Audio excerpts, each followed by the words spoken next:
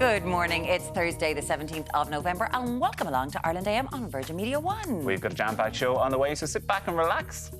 Yes, we've got All-Ireland, All-Star and all-round Kerry legend Kieran Donaghy. He's going to be dropping by after 8 this morning. And the Republicans may have taken the House, but can Donald Trump take the presidency in 2024? We weigh up his likely competitors. Yes, plus in the aftermath of the tragic passing of Vicky Phelan, we're going to be discussing the signs and symptoms of HPV, how it can lead to cervical cancer, but also how you don't have to be afraid of it. We'll talk about it in just a little while. And Deric is live in Monaghan for the morning. How's the weather looking, Deric?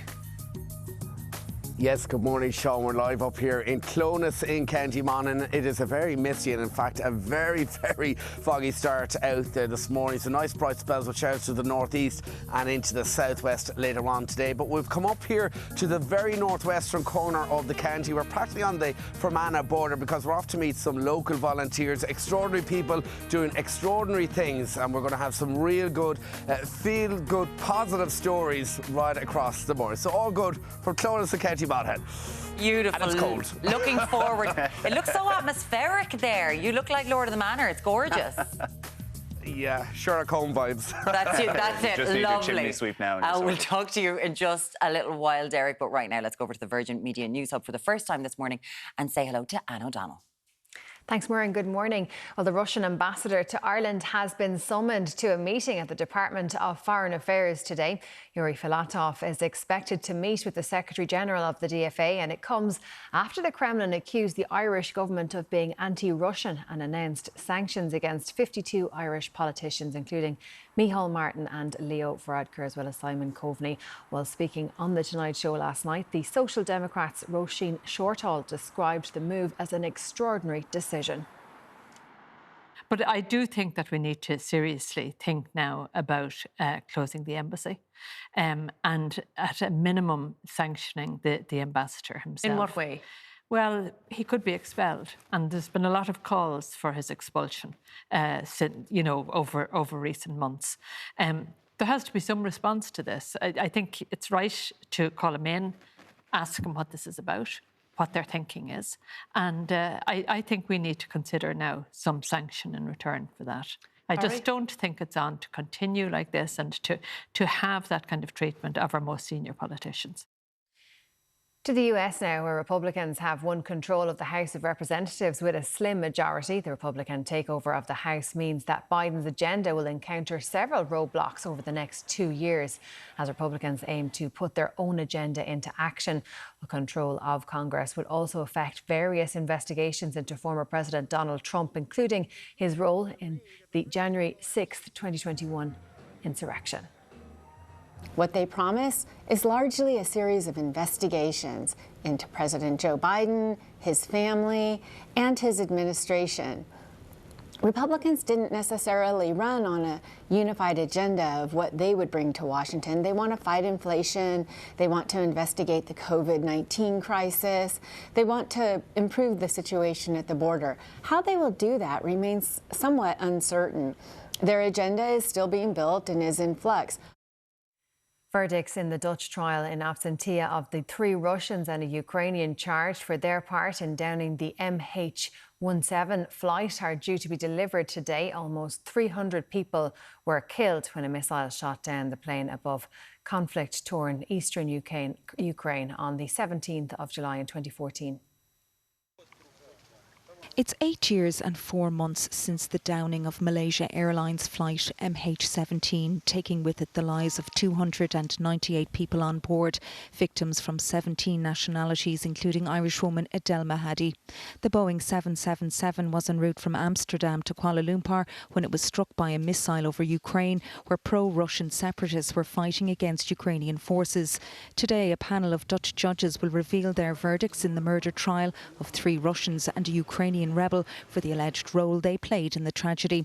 According to Dutch prosecutors, the suspects are not alleged to have fired the missile, but procured the rocket launcher and its crew instead. None of the 4 accused have been arrested, and the trial has been held in their absence, so even if found guilty, they might never be jailed.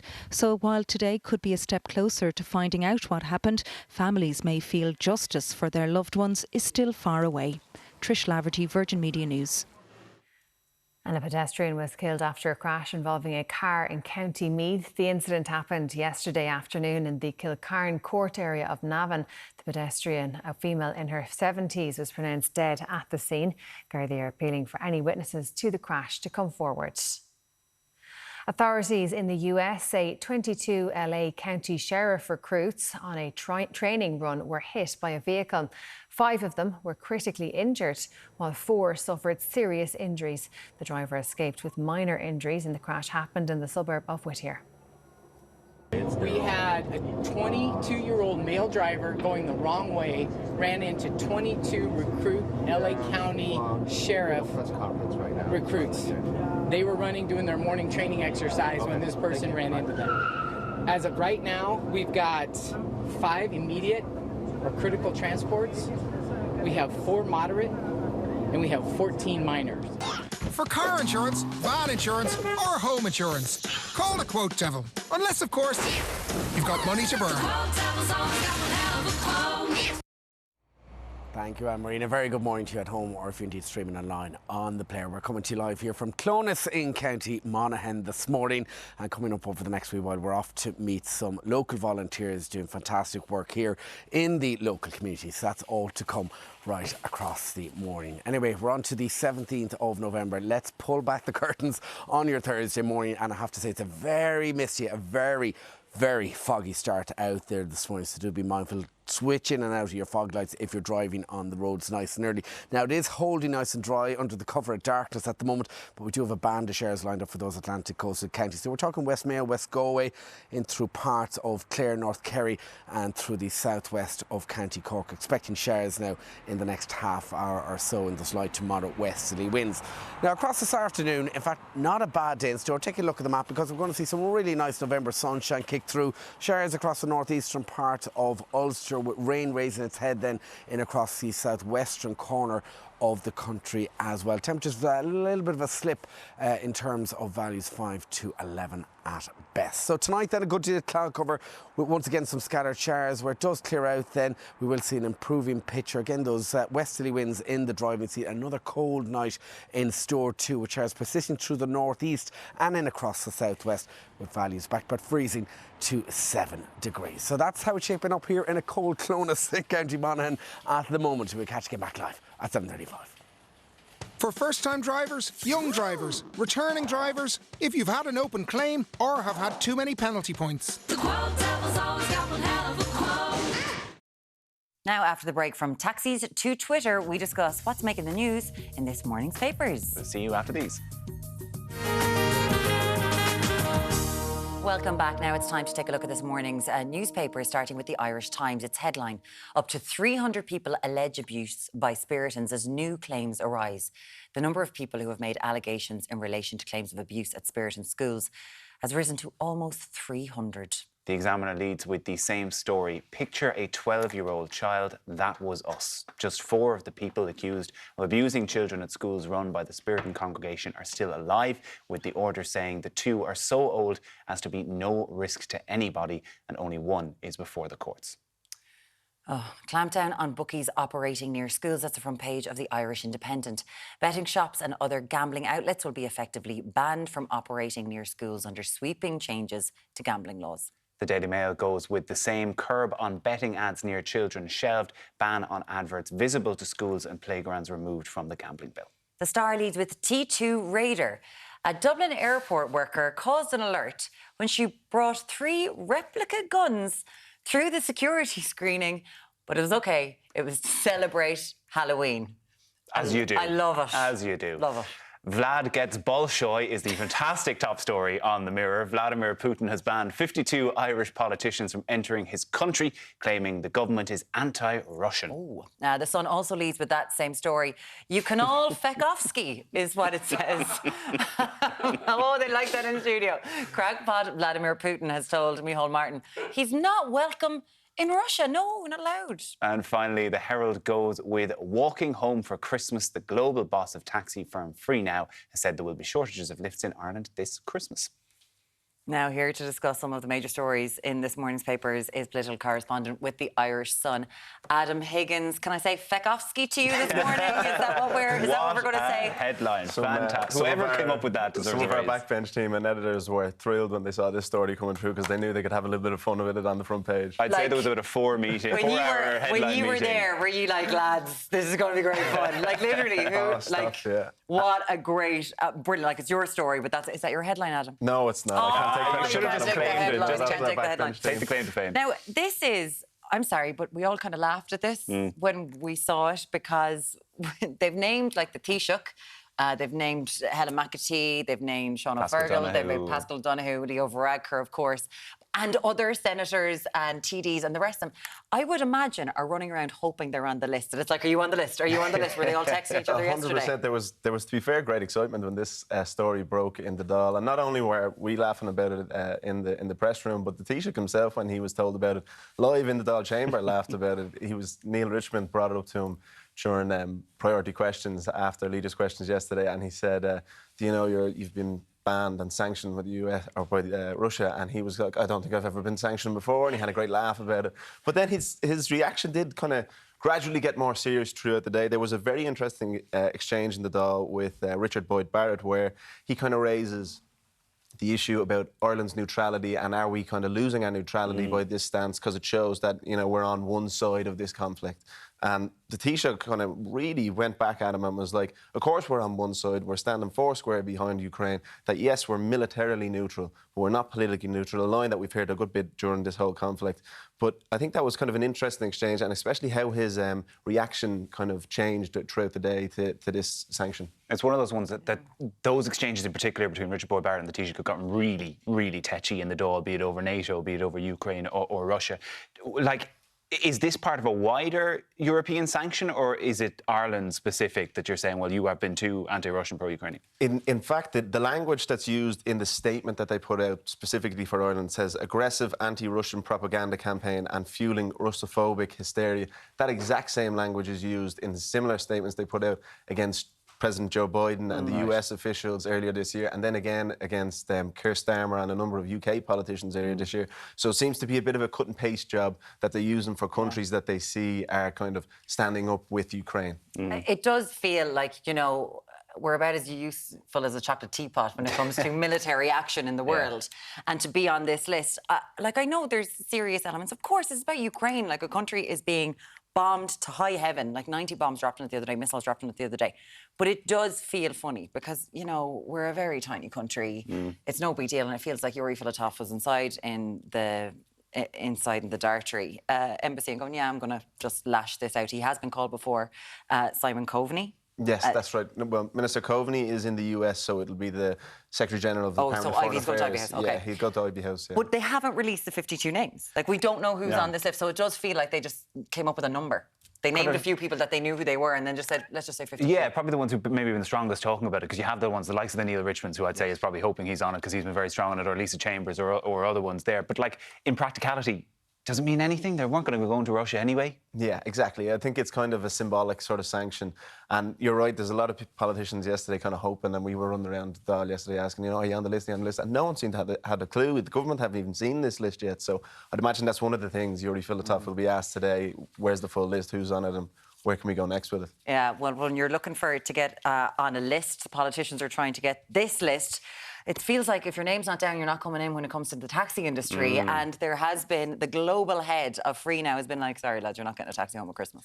Yeah, and this is something that's, like, I mean, there can be really no excuses because we've been talking about this all year. We've seen, there's been TV shows, we've done stories in the paper where we went out to try and get a taxi during peak hours at the weekend and that sort of thing. And there was huge queues, enormous queues for taxis throughout the year. And it was always going to get worse at Christmas. We noticed, like, on a normal year, when there's pre-pandemic, it was always very difficult, especially around Stevens's Day and New Year's Eve, those sort of days. Yeah, it was always so difficult to get a taxi. And with this shortage now, it's going to be even more difficult to get home at Christmas. One of the other things he said in this podcast with the Irish Independent was about e-scooters and kind of hoping that they could bring more e-scooters in.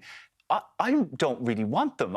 Maybe I'm in the minority here because they would certainly help around Dublin City. But if you're walking along, how many times do you need to be clattered into by an e-scooter? And when you go to other cities, I was in Rome recently, I was in a couple of other cities during the summer, they are dumped everywhere. They are, there's not really a regular, it's not like a bike rack where you leave them all. They are dumped on every side street, and it's actually kind of becoming an eyesore. I think there's also an issue of, hi, it's 3 o'clock in the morning, I want to jump on an e-scooter and get home. And look, it's terrible fun, but it's not very safe. I know, but like, if you've been out in the helmet. lash, you don't want to be kind of going with this. But the taxi industry has seen a huge dearth of people. Like, they've left because of the COVID pandemic. They found that they can get better working hours and pay in other places. And let's be honest, to be a taxi driver, sometimes it isn't the most fun. There's an awful lot of abuse involved with that job. Yeah, no, you're right. And I actually know a taxi man myself who, during the pandemic, he left because there was no work in it. He didn't leave. He still had his taxi, but he took up a job with Tesco doing their home deliveries. And when it came to a time when taxis could start getting busy again, or busier again, he said, I think I'm going to give the licence up and let it go, because the hours and everything were just so much better for him and the wages kind of matched. He wasn't making hugely a difference between what he was doing as a taxi man as he was now delivering food with Tesco. So he left, and I'd imagine there's so many more stories that are very similar to that in the taxi industry, which is why we're seeing this kind of delay and huge waiting lists at taxi ranks at the weekend. Where are things on 24/7 public transport? Because some bus routes in Dublin have started doing it, but even the taxi companies are saying, we need this because we're under a huge amount of pressure. And I think that's one thing, when the taxi drivers are saying you need more buses, that shows you that we really have a problem when it comes to public transport, particularly in Dublin city centre. There are a lot of bus routes that have gone 24/7 over the past year. I know the 39 runs up through the spine from town to Blanchardstown and places like that. And I think there's more and more of them coming on. There was a new batch announced a couple of weeks ago by Minister Ryan. But I think that's something that's going to need more buses on the roads overnight, over Christmas. So, like, instead of just the one every hour, maybe one every half an hour, something like that over the Christmas to help. But this is a countrywide problem. And, you know, we focus so much on public transport in Dublin. I know it's the biggest population hub, but it's everywhere. Like, what are you going to do? Are you walking home? And it is having a knock-on effect with pubs. We don't have any nightclubs. We've got 80 nightclubs left in Ireland because people are like, I'm not going to be able to get a taxi home. I'm just going to go to a house party. I can't afford the night out anyway. We're wondering what your experience has been with whether you're a taxi driver yourself and you're going, I don't want to do this anymore, or what it's like doing that, or if you're trying to get taxis, you just can't get them. 089 611 111. Now, our favourite person who's got a €50 billion pay deal with Tesla. I mean, if you can get it, I mean, it's nice. Now he has said, Elon Musk has told Twitter staff, a pile of whom he just went, you're all fired, that only hardcore workers can stay. What does he mean by this, Adam? So he means that he wants to launch this new Twitter 2 type thing. So it's going to be a complete reschedule of the company that he's bought. And he says that the only workers he wants to remain are people who are willing to work extremely hard and long hours, which really doesn't sound like the tech industry that we've all known for the past while, especially here in Ireland. This doesn't look like there's going to be this sort of free lunches and, you know, easy work hours and that sort of thing that we've seen in the tech sector. So it's a big change from what a lot of workers would be used to. But it's also coming on the back, as you say, of him very unsanctimoniously culling the staff and with very little notice and just dropping them out of the company. So, I mean, it's something that it seems a bit disrespectful, to be honest, to the workers that are already in that company. It's one of those things where it's almost that philosophical question, because they're being offered 3 months severance if they decide by 5 o'clock today they no longer want to work. Would you take 3 months' pay to just give up your job if everything was going in a different direction with the company? Could you be in that position to afford it? The one thing that comes back to me with Elon Musk, right, because whatever about 3 months' pay, you said about 50 billion. If you had that much money, would you be bothered? If I had 50 billion, you would never hear from me again. I would be gone. Yeah, but he was the kid in school that he wanted everyone to like him, and they didn't. Like, there's a lot going back to his past as to why he is. But it's so funny that the modus operandi of Twitter is to make people not work at work. It's to distract us all at work, so that we're like, sorry, I'm doom scrolling through Twitter. Sorry, what was I meant to be doing now? And now they're like, well, you can't do that when you work at Twitter. We're also wondering the things that you do. Like, I make about 70 cups of tea a day to waste time at work. Is that right? Is that where you've been all week? I wonder where you were behind the scenes. He's like, I'll only talk to her when we're on the telly. Do you have a tried and tested method to waste time at work? Yeah, coffee is a good thing. Yeah. Going outside, I'm going to go down somewhere else because the coffee's nicer somewhere else as opposed to the one in the canteen. The one in the canteen. Well, I know the political correspondent one is, I'm meeting a contact. Yeah, I have a very important lunch now. I'm meeting a contact for a lunch or a coffee. Yeah. You are, yeah. I love that. It used to be for smokers. Now smoking is kind of social and special. They'd be gone for hours. Fair play to them. I love it. We'd love to know, wasting a bit of time at work, what are your tried and tested methods? Come on, we all do it. 0896 111 111. Thank you so much for joining us, Adam Smith and again, What a headline. Fantastic front page. What a headline today. Well done to everyone at the Irish Sun. Now, if you want to get in contact with us, as I said, it's 089 111 111. Now, after the break, we will be breaking down the causes of HPV and how it can develop into cervical cancer. We'll talk to you shortly. Now, the aftermath of the cervical check scandal saw the screening process change to detect HPV. Now, despite this, 70% of Irish people say they don't fully understand what HPV is. We're joined by GP Aoife Nic Shamhrain to tell us a little bit more about this. Aoife, we really appreciate you coming in today. And I think there's a huge misunderstanding of what HPV is, not just in Ireland, but in a lot of places. So what is it? So HPV, I suppose the commonest way, or the easiest way of thinking of it, it's almost like the common cold. So we all get it, and they say around 75 to 80% of people get it. Really? HPV is the human papilloma virus, so it's a virus. And again, like the common cold, there's lots of different strains. There's over 100 different strains of HPV. And most of us during our life will end up picking up HPV. And we pick it up from skin to skin contact. So normally by being sexually active, we pick up the virus. And in most people, it clears. Our body will naturally clear the virus over about 2 years. So most of us don't even know we have it. Unfortunately, some people go on and get warts. So we'll get warts on our hands, warts on our feet, we'll get genital warts. And then again, there's a few that unfortunately the virus doesn't clear and they go on and get precancerous, and then some go on and get cervical cancer. And what kind of percentages are you talking about? Because I didn't know it was that high, that up to 80% So roughly about of us have 75 or 80% of us have it. Yeah. About 20% of us will have a persistence. And we don't really know why some people don't clear the virus. It can depend on what type of virus we get. We know that smoking will double your risk of cervical cancer. Wow. Because smoking makes it really hard for our body's natural immune system to actually clear the virus. Smoking? Smoking, yeah.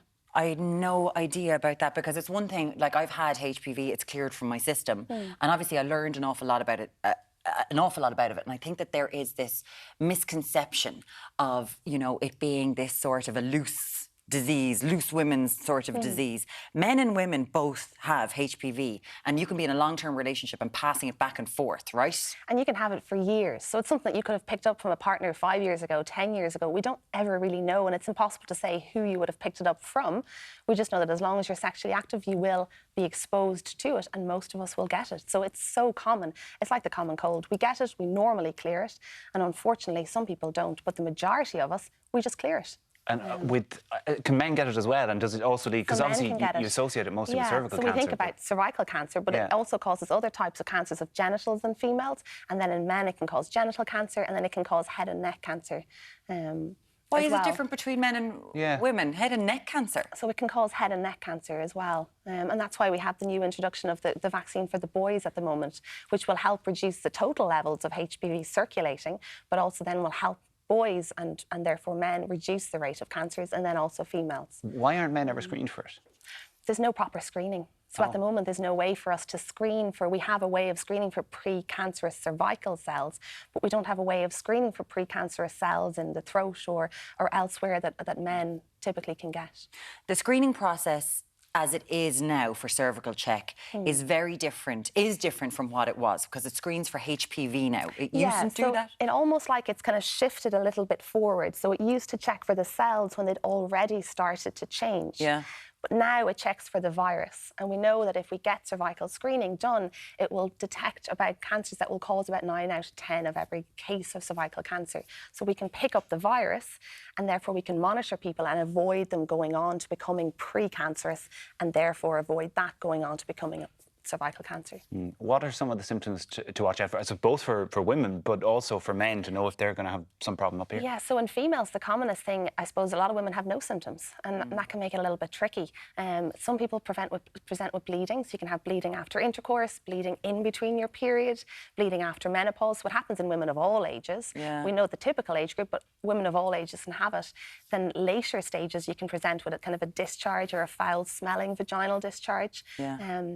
Some people can have period kind of cramps or pelvic pains and aches, but a lot of people have no symptoms. And a lot of that can be masked, because some of that just sounds like a woman's menstrual cycle. So we know, God rest her, Vicky Phelan was a huge advocate for cervical check. She was a huge advocate for the screening programme, and she was like, we're lucky in this country to have it. Of course, the 221 group, it failed them, but so many people are advocates for it. How are we doing in relation to people going for cervical check? Are we okay? So we're not doing great in Ireland, and that's the really important thing, and especially what Vicky would have wanted is for more and more people to go and get screened. So we have figures from the year 2020 to 2021, about 75% of girls will get their first vaccine, and then uptake rates of actual screening is improving, but we just need to keep pushing that people go and get their vaccine, and then also when they hit the age of 25 that they go and get screened. And there is a chance of actually eradicating this. Australia looks set to be the first country to do it. So Australia introduced it in 2007, the HPV vaccine, and they're getting really high uptake rates, and they're really aiming to try and hopefully eradicate it by vaccinating both boys and girls. And that's something that's happening in our schools now. The HPV vaccine is there for boys and girls. So all boys and girls will be offered it in their first year of school, and they'll be given that vaccine that prevents 9 out of 10 of the viruses that go on to cause cervical cancer. And it's just really important to say for people, there is no shame in having this. You're walking down the road, you're passing 10 people. 8 of those people are going to have HPV. It's the common cold. We all get it. Most of us clear it. And then unfortunately, some people go on to have more things, but we can do things about it. We can try and screen, we can get vaccines, and we can just promote awareness. Yeah.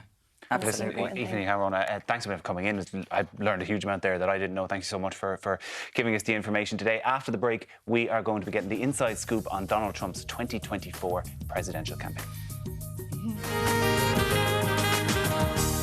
Welcome back. Now, earlier this morning, Republicans in America secured control of the House of Representatives a mere 24 hours after Donald Trump announced he is running for president of that country in 2024. Make America great again. Joining us to discuss this further is Virgin Media News correspondent Richard Chambers and Florida-based Politico reporter Gary Fineout. You're both very welcome. Thanks for joining us. Richard, you're just back from the States and you've been sort of embedded in it for the last few weeks. Winning the House for the Republicans, what does that actually mean in real terms? Because the Senate stayed Democrat, the House is Republicans.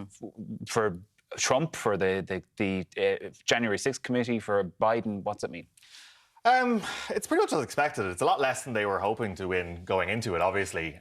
In fact, it's taken about a week to get to this point where they're going to have the tiniest of majorities in the lower house, which is, of course, the House of Representatives.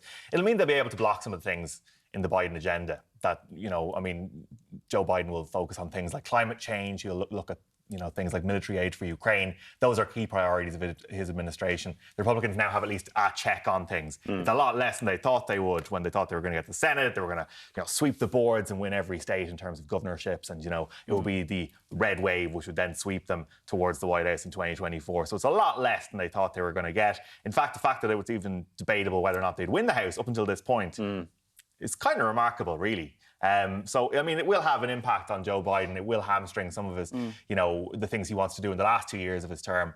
But really, it isn't going to, make a huge difference in comparison to what things could have been. Yeah. Especially in an inflationary economy, it was expected that the Republicans would do so well. But then, I suppose, with the hyperbole behind Trump's red wave, Gary, if we could just talk to you in relation to this red wave that didn't really happen, but this declaration that the House will be Republican. Is Trump, of course, going to spin this in some way that it seems like there are no Democrats in the House? Is it going to work for him? Well, maybe. I think the biggest thing is that the House control going over the Republicans probably means in the near term a lot of investigations, probing into things that the Biden administration has done and things that the Democrats did not feel the need to go after. So, we very well could have investigations into what happened in Afghanistan or Hunter Biden and things of that nature. So what you will have is an aggressive, active House that is going to do its best to make things difficult for the president. Gary, obviously it could have been a real coronation for Donald Trump. He was hoping it would be, that the Republicans would sweep the board, as Richard was talking about. That didn't happen. How do you rate his chances, particularly being in Florida now, where his biggest challenger seems to be the governor, Ron DeSantis? Well, there's still a large part of the Republican Party, the base, as we would like to call it, that are in his corner and still support him. But what is interesting is that you are seeing big donors, you are seeing establishment Republicans who believe it's time to move on and it's time to find somebody else. And a lot of people are gravitating right now to Florida Governor Ron DeSantis, who had a very big night just last week. He basically won his reelection by 20 points. The Republicans, unlike in the rest of the country, the Republicans in Florida did extraordinarily well, and they dominated. Richard, if we can talk to you, because you were in Florida very recently in the heartland of what's going on for many people. You look like you were... you look like you were going to go into a puddle of mush. It was very hot over there. Can we talk a little bit about Ron DeSantis? Because this Politico poll shows that 47% of Republicans and independents would still go for Donald Trump. But Ron DeSantis is really coming up behind him. Who is he? What does he stand for? He's a force to be reckoned with. He's Trump with a little bit more polish, a little bit less unpredictable, and in every other way, he's exactly the same. He's exactly the same. He probably has a little bit less of a personality than Donald Trump. He's a lot less funny on the stump, is what you'd say, if you're sort of to look at it, dispassionately. He's a bit more of a plain suit Republican, but he's very MAGA in his way. He's very controversial in some of the things that he's done. Recently, people might have seen headlines of him flying migrants crossing the border into the United States up to places like Martha's Vineyard or into Washington, D.C., just as a stunt, really, using people as a political stunt. Got into a row with Disney over LGBT rights, and he uses these things as a badge of honour to inflate his own credentials, his charge against the woke brigade, as effectively is what he's doing it. He and Donald Trump were previously very, very close. Donald Trump endorsed him for governor. Effectively, Donald Trump sees that he's made Ron DeSantis. And there's a huge crossover in their support. You have a lot of the same people. When we were at Ron DeSantis' rally in a place called Ave Maria, Florida, which is a town invented by the founder of Domino's Pizza, Tom Monaghan. Very interesting place. Go to it if you're ever in the greater Florida area. Is everything shaped like a pizza box? Like no, it's like a Lego knock, is what it's like, I would say. Right. It's what it kind of looks like. It's that Hersheytown light. Yeah, but very new. I think it was 2003 it was made, but a lot of fervent supporters there, much like Donald Trump. Okay. But as Gary was saying there, Donald Trump is going to automatically command 30 to 40% of Republican voters. And if you are running against one person, winning 30 to 40% of the vote isn't going to be great. If there's more people, if 6 or 7 people are running and you went 30 to 40%, well, then you're going to be the nominee. So this is something to watch out for. Donald Trump is not done by any stretch. Gary, on that point, they're fishing in the same pool for votes within the Republican Party. Are there other candidates who, at the moment, look like they might go forward for the candidacy and who might dilute that vote further? As of right now, I mean, it very well could be a crowded field, just like it was ahead of the 2016 elections. You have former Vice President Mike Pence, who clearly looks like someone who's planning on running. You have other people who are testing the waters. South Carolina Senator Tim Scott, who's African American. You have Mike Pompeo. So there are several people, and to the point, that's kind of what happened. That first go round was that there was a large field of candidates, and Donald Trump was able to sort of like have a solid chunk. And he was able to kind of do well in the early primaries because the establishment couldn't coalesce behind one candidate. And he was sort of able to pick people off, and that was how he kind of propelled himself forward. And so it'll be interesting to see what happens this time. I mean, right now, as noted, that the sort of the early money, the big donors, other people, they're kind of pushing towards DeSantis. They want him to be that person. And it's very interesting is that DeSantis and Trump have always sort of gotten along, but in the last few weeks, the tensions have mounted and Trump has started taking shots at DeSantis. And that'll be very interesting because we've not really seen another Republican really go hard after Ron DeSantis.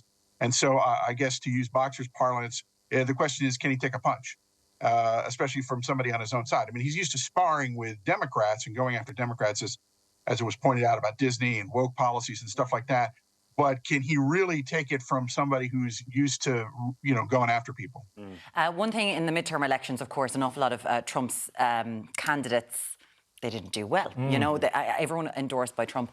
The Gen Z vote came out big time. Women voters as well, a huge thing, Roe versus Wade, it was a big deal. Ron DeSantis, I've read from some Republican, and they're hardcore campaigners. They're like, this could see blood on the floor and it could split the party because they're so alike and they're going to find it. Is the Republican leadership, is Mitch McConnell looking at this going, oh my God, this could be the end? Like we could create another party here because of what's going to happen between these two fellas? I don't think so. No? No, if you look what happened in 2016, like everybody was like, oh my God, this is going to rip the party apart. And oh my God, we'll never get behind Donald Trump. And look where they all are now. Like I said only a couple of weeks ago, like the Trump wing of the party is the whole freaking bird, like, do you know what I mean? Like, this is what it is. Like, you'll have people who will initially distance themselves from it. Like Rupert Murdoch.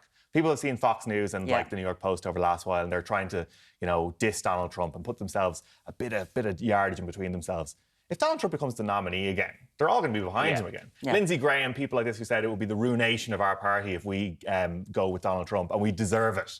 And now he's his biggest champion. Of course. Like, there is a real risk of a very entertaining primary for the Republican Party. I think even Joe Biden said it. He's like, I'm looking forward to these two going after each other. Well, aren't we all? And looking forward to the Democrats as well. We didn't really get into them, but there's a big question over whether Joe Biden's going to be there, Kamala Harris, or whoever. Richard Chambers, Virgin Media News correspondent, thanks a million for joining us. And Gary Fineout, reporter with Politico from Florida as well. Now, still to come this morning, Kerry All-Star Kieran Donaghy talks about swapping kicking points for shooting hoops. Plus, later we hear the remarkable story of people who overcame vast personal obstacles to work at the forefront of Irish design. We'll talk to you shortly on Ireland AM. Hello there, welcome back. Lots more still to come between now and 10 a.m. He's the former Kerry captain with 4 All-Ireland titles to his name. Kieran Donaghy's dropping by for a chat. Plus, we hear the remarkable story behind Ireland's first social enterprise design store, and there's gorgeous things. It's fabulous. Alberto Rossi's in the kitchen rustling up a lasagna for us this morning. That just looks like the perfect comfort food you're preparing. Are you going to talk to us now? No, absolutely. You know, I was just thinking it sounds great as breakfast. I know the way Alberto's like, I'm not talking to you. I look so good. I'm busy. Can you not see I'm busy with this lasagna? I don't have time. Exactly. Leave me alone. I don't have time to do anything. It's going to be a lovely dish, lovely dish. He's looking at both of us going, you're not Alan or Tommy who normally talk to me about food. I'm not engaging with you. Alberto, you'll talk to us when we're in the kitchen, won't you? Absolutely. He will. Don't worry. And he's brought in a massive block of cheese. Which I'm stealing. I mean, for West Wing fans, that's just going to be a good thing as well. Now, Deric is at the Monaghan Volunteer Centre, and he's going to be chatting to this year's Volunteer Award winners very shortly, Deric. Yes, good morning. We're up here close to County Monaghan. I'll tell you, I was looking for a crowd and I got them. We're up here in the Diamond at the moment. We can't see a thing because the fog is so heavy, but we're going to be meeting all the volunteers later on. Can you hold up your trophies there, guys? Oh, absolutely fantastic. And I'll tell you, we're as snug as a bug in a rug, aren't we? We are indeed. We're not moving. Christina, we're not moving. All we need is a cinema screen here and we're sorted. Snuggle in here now. We're staying warm. Honestly, looks like, you know, back in the 90s, those big family photos when you all wear the white shirts and the jeans. That's what Deric's getting ready for there. Big family photo that we all have hanging on the wall. Fantastic. Christina's like, what's happening? She's just sitting on a stone chair. Please leave me alone. Beautiful. Looking forward to that in just a little while. Now it's time to take a look at this morning's papers. We're going to start with the Irish Times. Its headline, up to 300 people allege abuse by Spiritans as new claims arise. The number of people who have made allegations in relation to claims of abuse at Spiritan schools has risen to almost 300. The Examiner leads with the same story. Picture a 12-year-old child. That was us. Just 4 of the people accused of abusing children at schools run by the Spiritan congregation are still alive, with the order saying that 2 are so old as to be no risk to anybody, and only 1 of them is before the courts. Only 1. Clampdown on bookies operating near schools. That's the front page of the Irish Independent. Betting shops and other gambling outlets will be effectively banned from operating near schools under sweeping changes to gambling laws. The Daily Mail goes with the same. Curb on betting ads near children shelved. Ban on adverts visible to schools and playgrounds removed from the gambling bill. You wonder, is it going to be further diluted? The Star leads with T2 Raider. A Dublin airport worker caused an alert when she didn't bring 1, she didn't bring 2, but she brought 3 replica guns through the security screening. But you know what? It was to celebrate Halloween. Haven't we all brought a fake gun through security from time to time? Vlad gets Bolshoi is the top story on the Mirror. Vladimir Putin has banned 52 Irish politicians from entering the country, claiming the government is anti-Russian. One of a number of pretty good headlines today, Maren. Oh yes, the Sun leads with that same story. You can all feck off ski. Crackpot Vladimir Putin has told Micheál Martin he's not welcome in Russia. You can say that all day today now, lads. Tell everyone to feck off ski. And finally, the Herald goes with walking home for Christmas. The global boss of taxi firm Free Now said there will be shortages of lifts in Ireland this Christmas, and you've been getting in touch with us about that. Sarah texting in saying, I'm honestly dreading the Christmas season and the pending scramble for taxis. I've had to endure an hour walk home on several occasions recently because of the shortages. It's dangerous for anyone to be walking home in the middle of the night, especially a woman, and something needs to be done ASAP. That's just the thing, because everyone's going to take that chance, because you can't wait. And between the shoes and all that kind of stuff, and I get terrified when I see women walking by themselves at night. Particularly on their own. And it's everyone. Just, Anyone can be attacked. I totally know the same thing can happen with men. Like they can be. But it's far more likely it's going to be a woman, particularly a woman on her own, particularly a woman on her own in the dark. It's awful. Graham says a lot of taxi men are afraid to work nights. With the country, with the way the country is going, can you blame them? There are constant reports of attacks all over the place. There needs to be more of a guarded presence on the streets and more protections in place for taxi drivers. And there is a report today about how new recruits in Templemore, a huge number of them quit before they finished in Templemore. They guard the process. So that's not good. Speaking of quitting or being forced out, Elon Musk, we were talking about it earlier, is telling people on Twitter, if you're not willing to get hardcore and be a hardcore part of the future, then don't bother coming back into work. And people have been getting in touch. We were talking about wasting time at work with Adam Higgins earlier. People have been getting in touch with the best way that they waste time. For me, it's Twitter. I'm always on it. There you go. Sharon has texted in saying, the best way I used to waste time at work was by striking up a conversation with my boss. I'd bring 2 cups of coffee. That way I couldn't get into trouble because I was with the boss. That's very clever. I love that. That's a genius way to do. Jessica, I work in an office shared by my own department and the company's sales team. The sales team conveniently have client meetings all day, every day. Client meetings, my eye, half the time is an excuse for them to go to an all-expenses-paid lunch, sometimes the liquid kind. I think a lot of people... Salesforce, come on, tell us what it is that you do. We know that you have a great crack sometimes. 0896 111 111. You can let us know about ways that you dot off work. We love to hear them, don't we? Lots of ways to get through it. The old meeting with a contact, great one for journalists. I love that. In years past. I just want to know if I'm a teacher. I've got a great meeting with a contact. It's not going to work for you, not is it? Going to work. But then you do get 3 months Don't. off, of course, in the summer. No, I said it. Coming up for more trouble. What do a Kerry All-Star and a Michael Jordan's former shooting coach have in common? We find out after the break. They're performing monkeys. That's what they are for us. The Harlem Globetrotters are here in town. Welcome back. Our next guests are a footballer of the year turned 3-time All-Star and the shooting coach of the basketball legends Kobe Bryant and Michael Jordan. What a combination even to say that we have here on the couch. Even as I read that out, I'm like, this is amazing. I'm like, what did we do today? We got a cup of tea. That's about it. Please welcome Kieran Donaghy and Dave Hopla. It's lovely to have you both here. Thank you so much.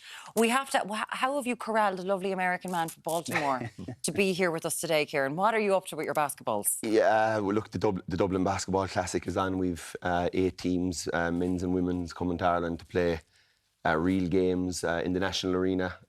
These are American teams, are they? Yeah, American college teams, yeah. Wow. So you've seen the thing with the football, the Navy and Notre Dame coming over, and it comes to the Aviva.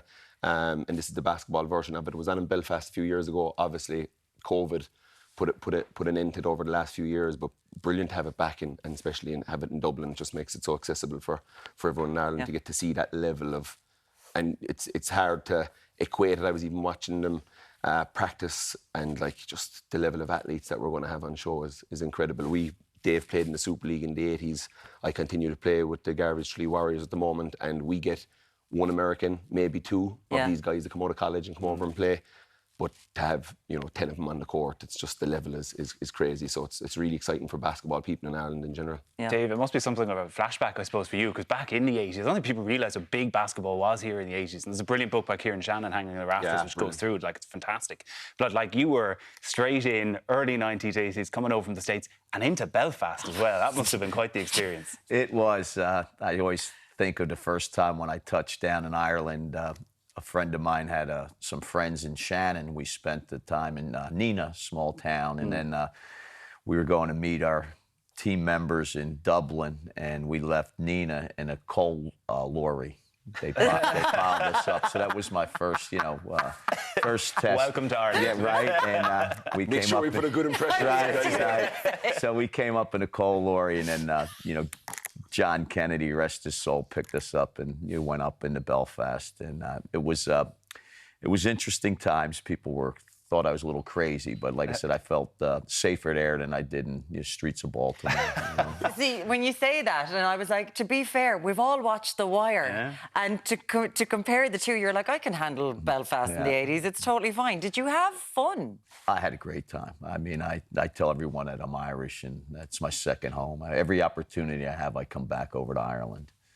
And so to have something like this where you're kind of exposing people right. to kind of American level, because when you go to America and you go to a basketball game, it's something else, Kieran. Yeah, the show they put on is brilliant, and we've seen the work that they've done in the arena now. They've done the floor up, and they've got the this LED signs running around the court, and it's class to have that, because when we played in the cup last year, you had the Corrie boards kind of over there, but even there, yes, they see all the electric screens around the board and big scoreboard and new rims in the arena. So it'll look great. The arena is a fantastic place to generate atmosphere. Yeah. The way the roof is there, it's you know. I've been lucky enough to play in cup finals, but like this will be great. And tomorrow there's loads of school kids getting to see it, and the teams went out to a lot of the schools to show them the game and introduce them to the game, which is what Inspire Sports is about. What they do in Belfast, Mark Mulholland, Garrett Maguire, was getting these college pros to go around into schools and introduce the game of basketball really to a lot of kids, because you know, I've 3 girls now, and basketball during the winter is just such a great sport. It's never called off, it's never cold, it's never windy, it's never rainy. I'm selling it here. Sorry, can you tell the GAA player who's like, oh my God, I can't be going out in November. Please don't make me go out in November. No. I was the guy with all the skins on come the winter saying, don't worry, I wasn't being cold anyway. But it's weird. We have this kind of blueprint from the 80s into the 90s of what that can do, what you're talking about, of like the kids seeing it and seeing these fantastic players and going on and being better. And like Dave, the people that you would have played with or would have been around in the 80s, think about the likes of Mario Ellie, who was playing for Colester here in Dublin, then went on to star in 3 NBA finals in the 90s. Right. For you went from Belfast and you went on to coaching with Michael Jordan, with Kobe Bryant, with Ray Allen, with all these like fantastic players. What was it like to be around those guys who just have this killer mindset, it seems? You know, the great ones are always, you know, coachable. The big difference, they're coachable. They work hard. You know, they don't make excuses. They're to the gym early. I mean, they're professional in everything that they do. They, you know, get their rest. They make sure they eat right. And, you know, like I said, they want to get better. Whereas a lot of players don't have that mindset. You know, they just want to get through practice. And what separated like Kobe from everyone is like, you know, if he didn't do something like perfect, like say, okay, we want just a little simple jump shot here. Okay, let's make 10. Kobe might make 30 because he said they all didn't feel right. So he wanted to make sure like everything happened. So then you go to like your next spot, maybe we're doing fake shots. He'd make his mark, his number, and he'd go, I want to go back to the jab to make sure he still had that muscle memory. Right. Whereas most people like, okay, I made my 10, let me go to the next spot. Yeah. I just want to get out of practice. Kobe's whole thing about practice was like, this is my time to get better. You know, he embraced practice, the whole process of getting better, whereas most people are like, okay, it's over, let's get out of here. You know, but Kobe would just come early, stay late, and that's the big difference. And just paying attention to detail, he was on another level. So like, I tell everyone it was a blessing and curse because I've been disappointed in every other player that I've worked since. So. Since? Except for the man beside you, of course. See, but I'm just, because I haven't worked him out yet. I've worked his camp. He'd be disappointed. He was at my camp and he did his shooting clinic for the kids. And like when I say it's mesmerising, it's not even funny. He took. I remember you have it in your book. He keeps a book of every shooting session he does, counts his shots, what he made. He took 283 shots, so 283 starts at the free throw line, then 3-point line. He made 276. Jesus. So like, you know, and he was kind of, you know, I missed seven or 8 shots. I was kind of like going, and the kids are like jaw dropped at this guy, what he can do. So like when you say shooting coach, like he is one of the best shooters in the world. Because you're known as the man who does not miss shots, all capitalised because you're shooting. Like it's unbelievable. But of course you would be brought in to then coach with people, and it has to be fascinating to see what they can go on to do. Like with someone like Michael Jordan, I know that we all got an insight into their lives, and himself and Scottie Pippen with the Netflix documentary. Can you spot that talent early? Can you just see it? Like, I know we mentioned Kobe Bryant there, but are you like, that person just has it, it's insane? Well, I mean, some kids, you know, there's a lot of kids, a lot of players, I should say, that have a lot of physical ability. Like, say, my God, this guy's like, you know, the good Lord blessed him with the jumping ability. But now, there's everyone in the NBA has that ability. Now, what's going to separate you to get to the next step? And then it becomes down to your work ethic, being coachable and everything. Because everyone's talented in the NBA. I mean, like, people are like, oh, that guy's no good. I said, well, go play him. I love that. Go ahead. You don't think he's any good, go play him. I love that. And there's a guy, Brian Scalabrine, who, you know, he now does, you know, the Celtics announcing, and he also has an NBA show in the morning with Frank Isola, and, like, you know, everyone's like, oh, you were a scrub, you know. You were a scrub. You weren't very good. And, like, so people challenge to play him one-on-one. They think he beats them like 20-0. Like, and they're like, you know, he's like, he goes, and how do I go about this? Like, do I let the guy score? Then they go, you know. So he goes, I just come out. I come out and I just manhandle them and put everyone in their place. And I think he said something like, I'm closer to LeBron James than you are to Right, exactly right, Really interesting mindset, and it's totally true. We tell that you're a massive basketball nerd. I It's do, I fantastic. have it. You know, love it. But Kieran, talking about like spotting talent, do you see a lot of crossover between basketball and GA? And when you were spotting someone like David Clifford, for example, is that skill set kind of comparable that you can see early on, like Dave could with the likes of Kobe? This guy is going to be amazing. Yeah, the being coachable is the big thing. I think, you know, we all work with teams and kids and adults, and, you know, the best players always are willing to hear what you want to think, so they might get a little bit better. Whereas, you know, maybe not the greatest players think they have it figured out, and I think that's the big one. But, like, you know, I had David Clifford in Tralee IT for a year, and just, you know, like Dave said, when you're talking about the Kobes and the Jordans, he's no problem in whatever you want to, any advice you want to give him, but just his work ethic, he's kicking, you see his stroke, the way he kicks the ball, how high his leg goes afterwards, like that's technique, that's worked on away from the lights. I think I remember you telling me that everybody can do it, but doing it away from the lights, so doing it when you're by yourself and when nobody's there watching you, and you're not posting it on Instagram, and you're just there practicing. It's those guys who end up making it, and look, he's a special talent, and you know what he did this year is, you know, is amazing. Bar losing the Sigerson final, like he's won everything there is to win the game, and they were unlucky in that Sigerson final. So just an incredible season for him, and a top guy, a great guy to be around. I was lucky enough to play with him for a year when he was a young kid, and I knew it was time for me to retire, because he was going to lead the line, not only be a brilliant footballer like we see every week, but his attitude and how he plays the game and how he goes after it and how he handles himself. You know, I remember in that first game looking over, kind of, he was 18 and we're above in Clonus against Monaghan, and I'm like, Drew Wiley's on him, who's a tough character, a great player. And I'm like, I might have to look after Dave here and keep an eye out for him. They're going to come after him because he's a hot shot. Yeah. And I turned around after 2 minutes and Dave's walking him back. You know, your man's obviously got physical with him. Dave turned around and said, no, boy, not today. So you knew right there that this guy has, you know, that edge. Yeah. And I think that's what we look for coaching kids, is who's got the edge, who wants it that bit more, and who's just okay with whatever happens. Yeah. When Dave Clifford killed your career, I think that's the headline we're looking for today. I suppose Donegal captain Michael Murphy, he decided yesterday he's retired after 15 years. That moment of retirement, like, you know, he did great things for the county. Yeah, I played with him in the international rules team, went against him. He was a warrior and a real competitor. I think people don't realise how much of a competitor he was until you're out there going against him. What he did for Donegal, you know, was amazing. Like, they were average till he came along, and he turned them around. And I think I read something yesterday, like, that they had 5 Ulsters and 1 All-Ireland in their history. And he came along and won 5 Ulsters and 1 All-Ireland in 15 years. So, and maybe unlucky not to get another one. So, you know, what he did for his county, the way he went about it, a true hero of the game. And lucky enough to play with him and get to see him, because you play against these guys, but when you play with them, you find out more what they're about and what they're like. And he was a great warrior for the game, and a great Gaelic footballer and a great GA man. What have you done to yourself? Just seeing you all bandaged up. Yeah, broken fingers. Of course.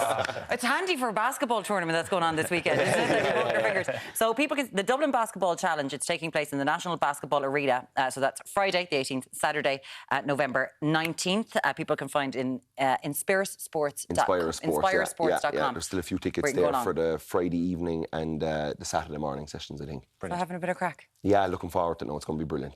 Fantastic. It's been a pleasure having you both in.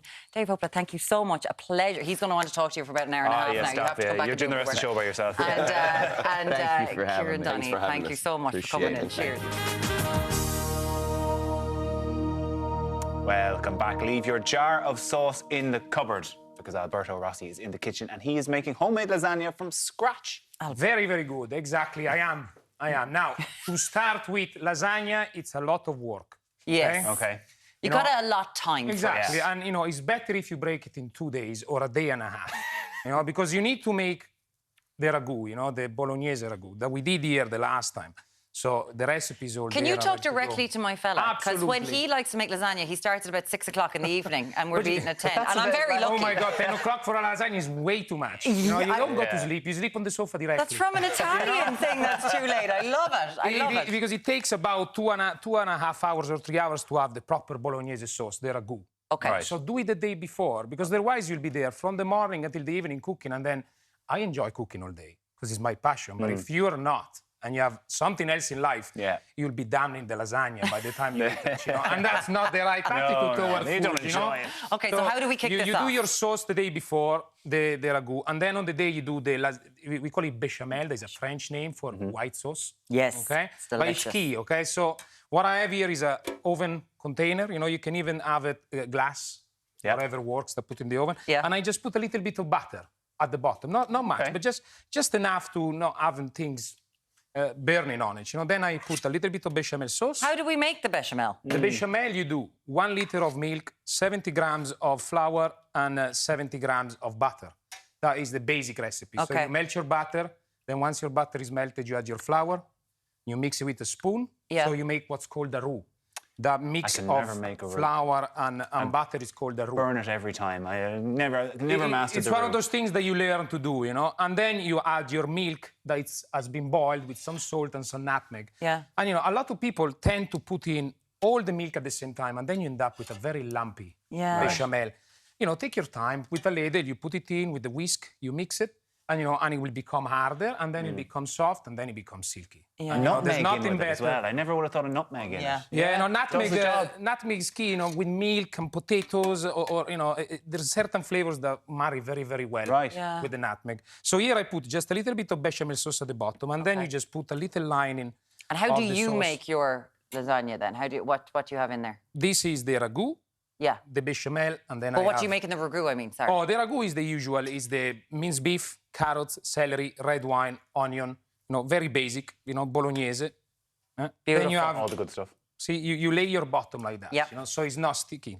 And then you buy the pre-done lasagna sheets. Yeah, I think that, you know, the cheaper sheets, rather than the real lasagna, I think they're better in lasagna. Yeah, well, they go that kind of harder. When I made it at home the last time, I make my own pasta. Of course you did. So I make the process even Of course longer. you did. Oh my God. That's why it takes 2 days. Exactly. Oh my God. So now I have the first layer of pasta, and then I go again with the bechamel. Yes. Okay.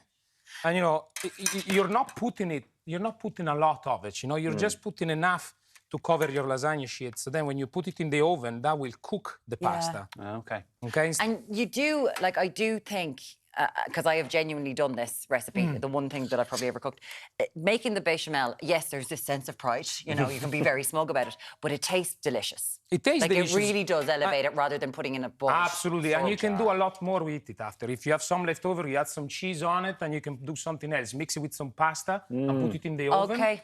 And you have what's called baked pasta, you know? Right. So all these things can be reused. So don't be afraid. If you have something left over, if you have ragu left over, you can eat it the day after and all stuff like that. So then you There's build nothing on as smug top as of when it. you use a bit of leftovers the next day into Left it- something else different. Never feel as And they smug. even taste better. Swear to God, it's more interesting. So what, how and many then layers? you keep building up, Yeah, you know? And lovely. you can build it up until, you know, a certain point, you know, I would However say. much you want. Yeah, well, you don't want to fill it up too much and you put it in the oven, everything comes out and then they burn everything, and then you have to clean the oven too. No, thank you very much. Nobody wants to clean the oven, you know?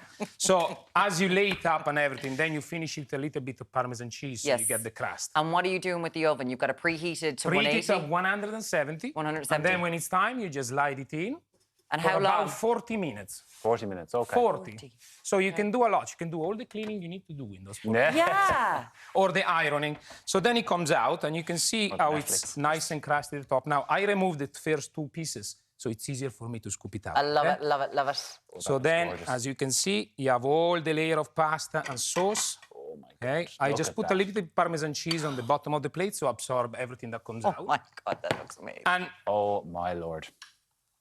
It's a perfect breakfast. I was just going to say, we had cheesecake for breakfast yesterday. You've been up for hours, it's fine.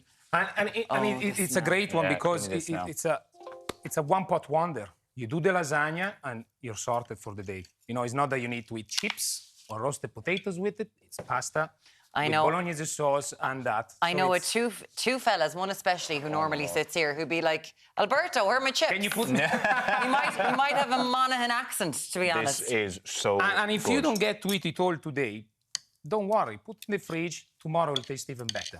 Yeah, but even with that, you can freeze your lasagna. Yeah, I'm not. I know you're not a huge fan. You know, but yes, you could. You can. Take the single portion and freeze them. The only thing that will mash all that. And then how are you gonna eat it in the microwave? It's all twisted and everything, but you can even put them in little portion if you want. You can put them in little bowls like this. Yeah. I think lasagna. It's one of those ones as well that, when you make something, you batch cook something, you're sick of it by day 3. Never with lasagna. No. Lasagna just heats perfectly. It's absolutely delicious. Alberto Rossi, this is the nicest breakfast I've had all week. Very Thank good. you. Thank you very much. Catherine Layton's gonna be booking. Right. I can't believe you just did that. That's my last time being invited on the show. Alberto, a pleasure having you. Thank you so much. And of course, we will have it up on the Art of Day website as well. Yeah. After the break, Deric is going to be chatting to this year's winners of the Monaghan Volunteer.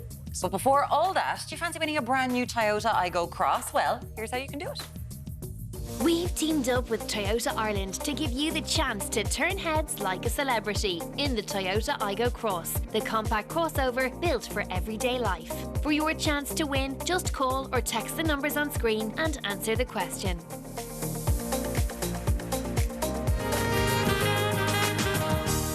Welcome back. No joke, I had to drag Sean Defoe away from the lasagna. He's staring at it over in the kitchen. I'm watching, making sure no one's going near it. It's as simple as that. Now, Has my name on it. Deric is in Monaghan today. How are you getting on, Deric?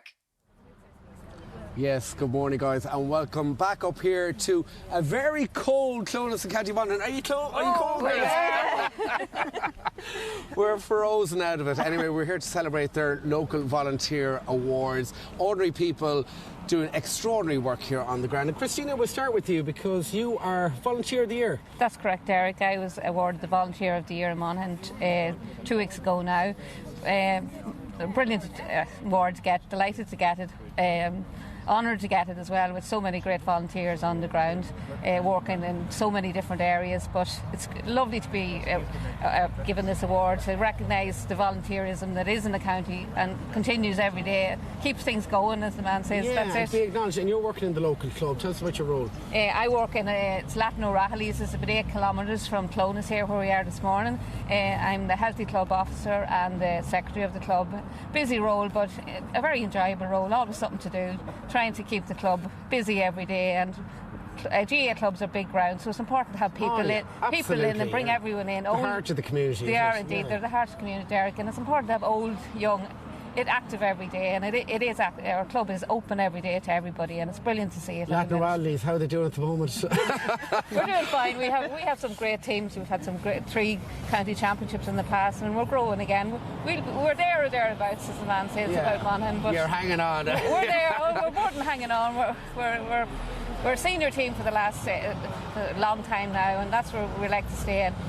Great to see. It's great for the young people to have the GAA, as it is in every small town and area in the country. The GAA, as you said, is the heart of the community. Absolutely, and volunteerism as well. Now, Mara, you're involved in Peacelink, the sports facility. Tell us about your role there. Yeah, so I'm the chairperson of the board this year, but I've been on the board for 7 years.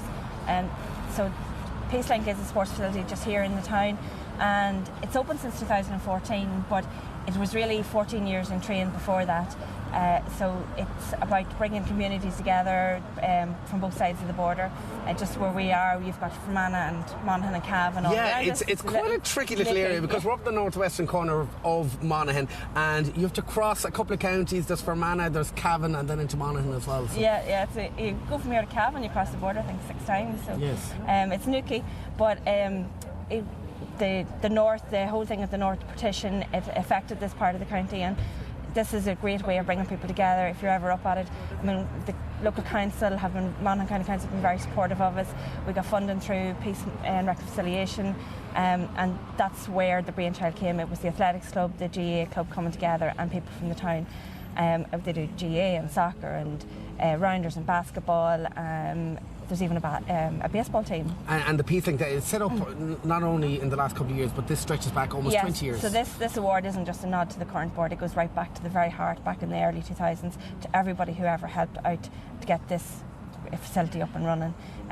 So there's been hundreds of people, users, members, people who come in just for the day to see it, or just on a regular basis. I've gone through your doors. And another Mary here. Yeah. Mary, Well, you win the Lifetime Achievement Award. Huge congrats. Is this your trophy here? That's it is, yeah. Huge congrats. Well, tell us about your role. Well, I have been involved with different organisations in our parish over the past 30 years. Up in 40 years I've been involved with Dublin Community Centre. When we started out there was very little funding. We all had to go out and fundraise ourselves, and over the past number of years we've been very fortunate to get funding from Monaghan County Council and Monaghan Integrated Development and Cavan Monaghan Leader to do up our centre, to buy stuff for it. We have a great centre. It's been used all of the time by different groups, and it's great to have it in the area. And what's your role, Mary? I'm the chairperson of the community centre. Okay, so you're the heart and soul of it as well. Well, I don't know, but anyway, you're a busy woman. Yeah, right? but I enjoy doing it, and we have met lovely people along the way, and we've had great people working with us, and it's amazing how nice people you meet on your journey, and it's great to be able to do it. And without people like yourselves, I suppose it wouldn't happen. Well, probably, and we've had a great team with us and great workers, and it's a great job to have them. Yeah. This is your trophy here. That's my trophy. Christina, is this your trophy here? Do you get to keep it? I keep that lovely It's a big one now. You've been polishing that all day. You're polishing that indeed. No, I keep that for the year. That's a perpetual trophy that goes to each yearly winner, but you get a lovely plaque to commemorate your own achievements, which you do keep. Which you do. For the mantelpiece. Well, look, it's been a pleasure talking to you all here this morning. Thank you so much. Girls, what do you say when you're cold up here in Monaghan? We're founders. We're founders. So there we have it. We're founders. We're frozen to death here. But anyway, big congrats to you. Lovely to chat to you. Thanks so much for joining us here at Clones in County Monaghan in the Diamond. Back to you in studio. Yeah. I'm going to have to get Deric to do a fashion slot on the puffas. They are rocking the puffas in Clones this morning, and a huge congratulations to everyone who was involved with that. It's just so lovely to see. Now, still to come in the final hour of Ireland AM, we're going to be chatting to the Dublin Textile Studio, who are helping people overcome adversity and to build themselves a brighter future. It's a fascinating, it's a beautiful story, actually. Really, really interesting. Can't wait to talk about that. And I don't know if this is like a special thing for my last day on the show, but we're going to be tasting the best wines in Ireland. Yeah. Are you going into the Dáil later on? Maybe. Yeah. Maybe not. Depends how nice the wines are. They've got 2 bars inside there. It's fine. We'll be back with you in Ireland AM shortly. Welcome back. You know what? We've got plenty more on the way for you on the final hour of Ireland AM today. We Make Good Textile Studio offers opportunities to people who've overcome huge challenges in their lives, and we're going to be chatting to some of those involved pretty shortly. We are indeed. Michelle from the Nude Wine Company is here with some award-winning wines. Isn't that right, Michelle? Yes, I have the best white wine in Ireland 2022 in Albarino, and that was from the National Off Licence Awards, and the best red wine in Ireland, and an exclusive. We have the Beaujolais Nouveau, only released today, so you guys will be the first trying it. Best wine in Ireland. I don't think I've ever had a best wine in Ireland. I'm very excited for this. More excited than lasagna, almost. Wow. Depends how it goes. We really are treating you today, aren't we? It's lovely. Lovely final day. Wine's coming up. Deric is in Monaghan at the Volunteer Centre this morning. Any wine where you are, Deric? Oh, no. I'll tell you, welcome back up here to Close to County Monaghan, Sean. We can barely see in front of us, but we don't mind that because we're celebrating all our volunteers here this morning, and it's very, very cold. Here, there we go. Throw on the hat, throw on the scarf, and huddle in now, lads, huddle in. We're like penguins here in the Diamond. Back to you guys in studio. I love when our weatherman is surprised by it's very cold. I'm surprised by that. No, you're the one who knows that, Deric. We know that. I love him so much. To celebrate the launch of the Virgin Mobile Cinegame in Odeon cinemas across Ireland, we've teamed up with Virgin Mobile to give away a Samsung Galaxy S22 every day for the next 7 days. The Virgin Mobile Cinegame is a game played on the big screen by the cinema audience as part of the pre-show. Once you download the Cinegame app, you use your mobile phone as the controller to race your friends and the rest of the cinema audience and collect those all-important Virgin Mobile SIM cards for points. For your chance to win one of these amazing Samsung Galaxy S22s, just answer this question. What type of operating system is used by Samsung? A. iOS or B. Android? To enter, call 1550 999 200 or text PRIZE to 57199. Best of luck. Hello, welcome back. So we're talking about pre-show and pre-gaming and everything there. Now, we were chatting earlier on because the global head of Free Now has said that without a shadow of a doubt in Ireland there is going to be a taxi driver shortage this Christmas, and people have certainly seen it already, and you're sending in your messages about it. John says, I am a taxi driver and I think that we definitely need a dedicated transport police.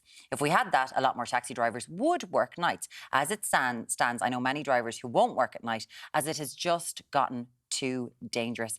Hence the taxi driver shortage at night. Yeah, it's one of those ones a lot of politicians have been calling for, but a dedicated transport police wouldn't really cover taxis, would it? I thought they meant on the Lewis or on the train or on the bus, no? But I just wonder if you knew that you were going past a place where there is going to be guards that you'd feel a bit better. Yeah. That you'd be like, OK, there's someone there. And if, you know, taxi ranks are very close to bus stops. Yeah. So, yeah, you could maybe double up. I don't know. Is it feasible? And the Gardaí don't want to do it. Yeah. Another texting from Anne. There is a safe way to travel this Christmas. Nominate a designated driver to drink non-alcoholic drinks all night. People can change the way they celebrate, and the media need to promote this option. We're going to be trying it on alcoholic wine, I think, later on as well. But we certainly are. You kind of. So I'm going to nominate you. Oh, thanks. Is that okay? So if we nominate, so they've got no say in it, and we're just like, you're not drinking tonight. Is that okay with you? Imagine doing that before the night out, though. You have a little lottery to see who. But there's loads of people that don't. Yeah, that's true. That absolutely don't drink. But they're usually not the ones staying out till 3 and 4 a.m. They're not. Good point. Like, pregnant friends are amazing. On like the Christmas, you're like, can I have a lift? I'll have to get more pregnant friends. Got to get more pregnant friends. It's so good. We were also talking about wasting time at work because Elon Musk has said, no time wasters at Twitter. You've got to be hardworking, even though Twitter was designed to waste your time. Kylie says, my boyfriend is constantly dotting from work. We were both working from home last week. And after I'd finished a morning of calls, I came downstairs to find him cleaning his golf clubs on the clock, living the dream. And that is not a small job. Well, you never know. You could be networking when you're playing golf. They need to look good. If you're meeting your boss to play a round of golf, they have to look good. I can get on board with it. The equivocation coming out of you there, that Can you tell I'm very good at wasting time? Tanya's also texting in, I've perfected the fake phone call at work. This is a big one. It's the best time waster ever. I actually get a thrill watching people listening and subtly reacting to my own faux conversation. So she is making up an entire conversation as she goes. I also love when someone's approaching me and I have to dramatically mouth, I'm on the phone, to prevent the impending interaction. And the Oscar goes to me, says Tanya. Well done. It's very handy with the old earbuds as well now. That's what I was going to say. You're just like, I'm on, like, you can be listening to a podcast or the radio or a book and be like, I'm... Or nothing. I know people who just put on the big clunky headphones. They're not listening to anything. They just don't want people coming near them in the office. Do that on walks on nights home. Yeah. If I'm walking home from a night out, I'll put them in to pretend. Yes. Just in case I need to catch someone. There's stuff like that. Breach, smokers grind my gears at work. They're so entitled and genuinely believe that they should be allowed to take constant cigarette breaks throughout the day. If a non-smoker were to take regular breaks throughout the day, they would be looked at like they had 10 heads. It just doesn't add up. I just wonder if if you're a smoker and then the equivalent is people getting tea. But then what if you're a smoker who also gets a lot of tea? They're the ones who annoy me. They go out for their smoke or their vape and they come back in and then make the cup of tea and the cup of coffee and suddenly, it's 20 minutes is gone. Again. But then do you have to be more productive as a result? No. No, I don't think so. No. But she's dead. Yeah, like, Breed is dead right there. If you or I, well, obviously you or I on this, but if you just got out of the office and, like smokers do, you'd be criticised for it every hour. Plenty more to talk about in the next few hours. I want Sean to start doing that inside the office. I'm just going outside for 5 minutes. Just see you in 5. Enjoy this segment yourself. After the break, we are going to be talking to the people who are not wasting time, but sewing their way to a better life from a textile studio in Dublin. We'll be back shortly. Welcome back to Ireland AM. Now, We Make Good is a textile studio in Dublin that is changing lives. Say that 5 times fast. Textile studio in Dublin, 5 times fast. Behind each of their products is the story of an individual who has overcome some serious adversity in their life through extraordinary determination. And here to tell us more is Sarah Verdon and Mariam Dudashvili. Thank you both so much for being here this morning. Guys. It's lovely to have us. Sarah, We Make Good, what exactly is it? Well, thank you for having us, first of all. We Make Good is a social enterprise design brand. We're the first of its kind in Ireland. We are, I suppose, first of all, a social enterprise is a profit-driven business like any other, but with a social goal. So our social goal is to create employment and training for people from disadvantaged backgrounds. And all our profits then go back into the goal, the social goal. Yeah. So We make good. We're, as I said, we a design studio. We have a textile studio and a print studio. And Mariam is part of our wonderful textile team here. And we collaborate with other designers. We make our own beautiful, I suppose, a lot of homeware products. And we've also just recently launched the production side of our business. So we're actually producing garments in small batch, kind of slow fashion for Irish designers. Lovely. And Sarah, you were working with the Rossi family in the fashion world. I suppose people might wonder why you left a job like that, which I suppose for a lot of people would be the pinnacle to now do what you're doing. Well, yeah, I mean, I had a fantastic time working for John and Simone for many years, worked for fabulous people. I suppose, you know, from a personal point of view, my own brother has struggled with addiction for many years. He's doing a lot better now, thank God, but I fully understand the kind of complex obstacles that people from disadvantaged kind of backgrounds or whatever can really face on a long-term and on a daily basis. So when this sort of project opened up in this role, I thought it was just an amazing opportunity to, you know, do something more sort of community-driven and with a social element. To give something back, and your brother's doing better. He is, thank God. That's lovely to hear, because I think there are so many families that struggle with that, and sometimes behind closed doors, and you know, we all kind of need to be together with that. And as we mentioned, Mariam, you're involved in the textiles. So we're going to be looking at some of these fabulous things in just a while. And you are dedicated to this like you wouldn't believe, but you're living in direct provision in Ireland. So Mariam, can you tell us how you ended up in direct provision? We came in Ireland 2019 with my family and my 2 teenage children, and we were living for 2 years in Courtown Hotel in Wexford, and after we were transferred in Wicklow direct provision. So we were living in a very tiny room in Courtown Hotel, and it was very difficult. Like when you come in new country, you live in like 4 people in one tiny room, children doing living cert, both of them, because I have Irish twins, like they born in 1 year. And everything in one time. But you know, food, culture, religion, and we met many different people from different countries. But I can say it was amazing, because we became like one family for these 2 years. And we were trying like to get ourselves from the stress we were in, and we passed through 2 pandemic period. And we got a huge support from TD's, Wexford Development, and my coordinator, Tiffy Allen. She's an amazing lady, and we're still in contact, and I'm still a Century Ambassador. And I can say that I'm very grateful that I meet that people. I did many good job, and I was really supportive. Because you left Georgia. Yeah. You were fleeing, like, the situation, you had to leave Georgia. Yeah, we had, nobody saved in their lives. It can happen with everybody. So we decided to take a risk, and it was unsuccessful. And after the following steps was really, really, very difficult and dangerous. And in one day, so we decided to leave Georgia. So life can change so quickly for everyone. Something that we have to remember. Absolutely, and we're probably more aware of them ever, given everything that's happened in Ukraine at the minute as well. We end up talking about direct provision an awful lot. The politicians had been talking about trying to end it and make things better. That hasn't happened. Part of that is because of Ukraine. It's been made more difficult. But what's it actually like living in direct provision?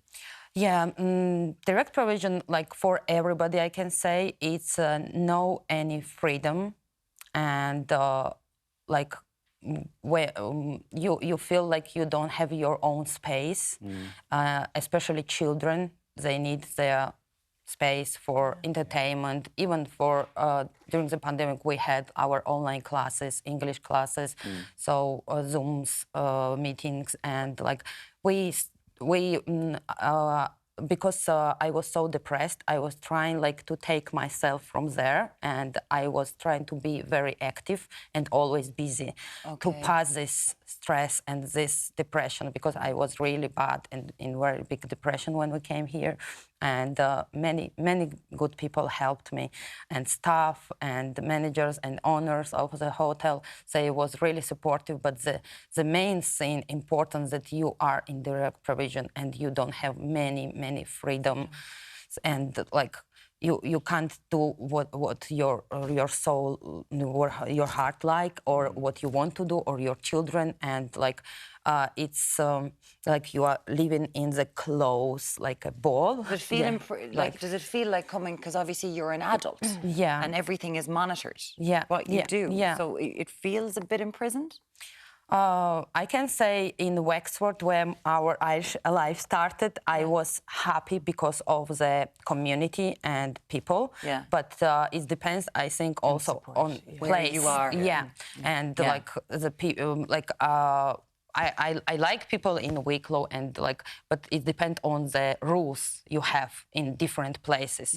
So my happy life was in Wexford, and my heart always going like to Wexford, and I still going there. You love Gorey. You're always talking about Gorey, like you're mad about the place. Who doesn't love Gorey? I apologise. Who doesn't love Gorey? And I suppose for you then, the hope is obviously to get out of it. That's one of the big difficulties for people leaving direct provision. It's just finding somewhere that's affordable to rent. I mean, how has that been? Yeah, like it's very difficult. Yeah, of course, but like many people, they're long time in direct provision. Like it depends on your case, how long it's need like to be searched, and like it's taken for some people for 9 years, 6 years, 2 years. Like it depends on the. And you know, like the situation now in country is very difficult. So and everything is very slow. So and people under the big stress, I can say, and the housing problems as well. Oh, listen. Like it's unbelievable. It's everywhere. And you're situated in Mountjoy Square in Dublin. I know it takes you about 2 hours to get in, and maybe 2 hours to get home from where you are in Wicklow. But Sarah, people like you've got lovely Mariam here, who's textile from direct provision. Where are you finding the people to work with you, because they're highly skilled in what they're doing? I mean, and it's all backgrounds. The program is open to people. Like Mariam from direct provision, asylum seekers. We have people in recovery from drug and alcohol addiction, people with, from a traveller background, people with disabilities, people who've come out of prison and are trying to change their lives for the better. So we have a really beautiful, diverse group of people who I can say are just fantastic. Every one of them. You know, we have in our print room, we have Anto and Tommy who help Trish, who are doing just beautiful. You'll see some of the print work. Anto wouldn't be from Dublin, would he? Anto is Dublin born and bred. Go on, Anto. Go on, Anto. But it's a beautiful project, and I know you say that you all feel like family, because there's a core group of you there doing highly skilled work, and I think we're going to get to look at them in just a while and look at the ethos behind this in such a fast-paced world and what it is, because I know your father was in textiles and you know he always sewed, and it's beautiful. So I think you're going to stick around with us. Yes. Mariam and Sarah are going to stick around with us to showcase some of their incredible designs. We'll see you after this.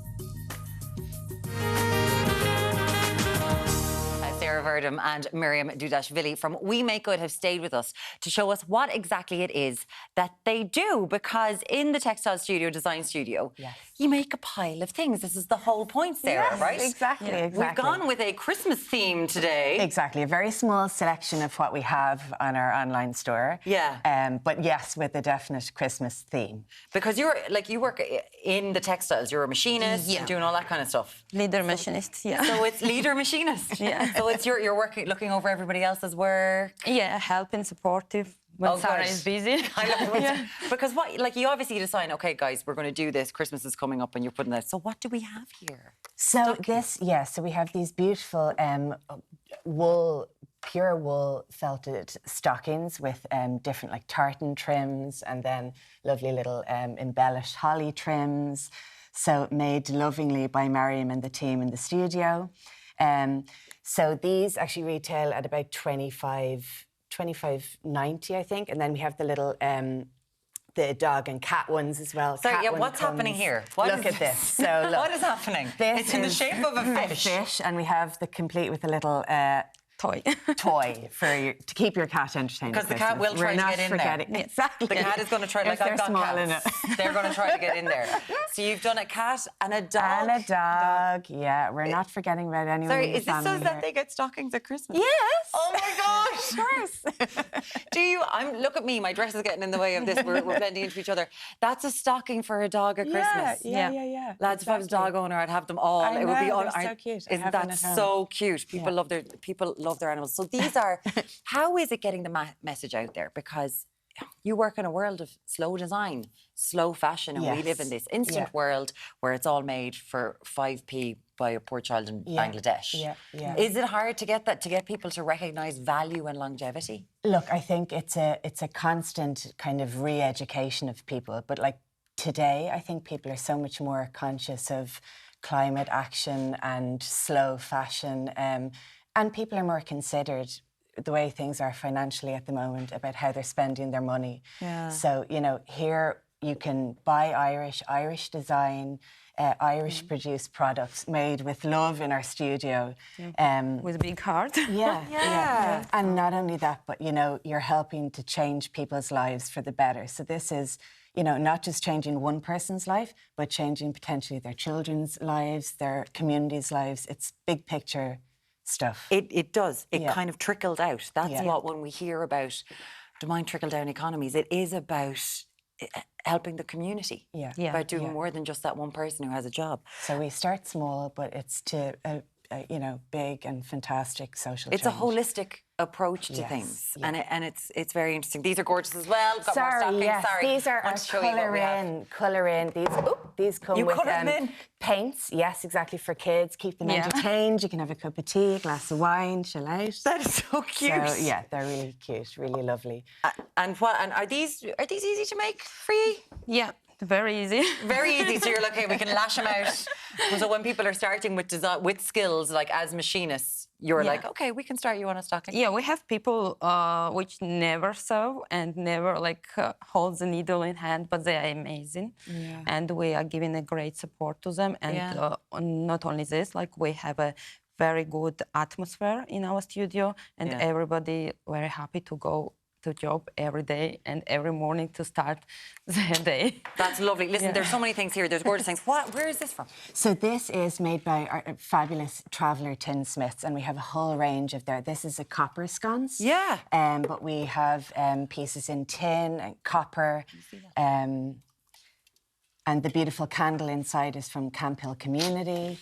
I love that now. That's right up my street. It's gorgeous things. People can see everything on the website? Everything's on the website, wemakegood.ie. That is fantastic. And more, not only this. And more. There's loads of things there. There is. I was looking at all the rugs yesterday. It was absolutely fantastic. Sarah and Mariam from We Make Good, thank you so much both for coming in today. It's been a pleasure. Can I say a shout out to Virginie and Nadine as well. To our team. Back in the studio. To everybody, to our friends. I mentioned our printer. There we go, right down there. Thank you so much, the girls. Thank you. Thanks, ladies. It's been a pleasure having you. Thank you so much for coming in.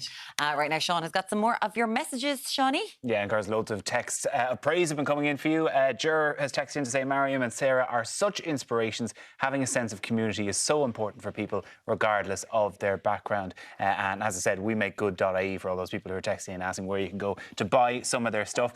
We've also got people texting in, Myrne, still on wasting time at work, which we've been talking about after Elon Musk said that basically all the wasters need to get gone from Twitter, and you can hand in your notice as of 5 o'clock today. You'll get 3 months severance.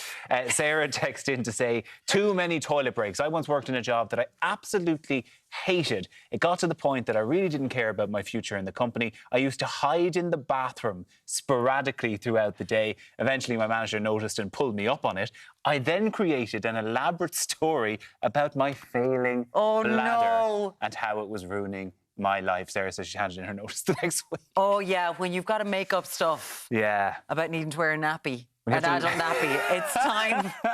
It's time to go, do you know what, this job isn't for me. Yeah, I've got if you're pretending to be incontinent to avoid your spreadsheets, that's not great. Because when they're the other people who need to go to the toilet 10 times because of IBS, you're like, yeah, okay, totally get that. It was time to go.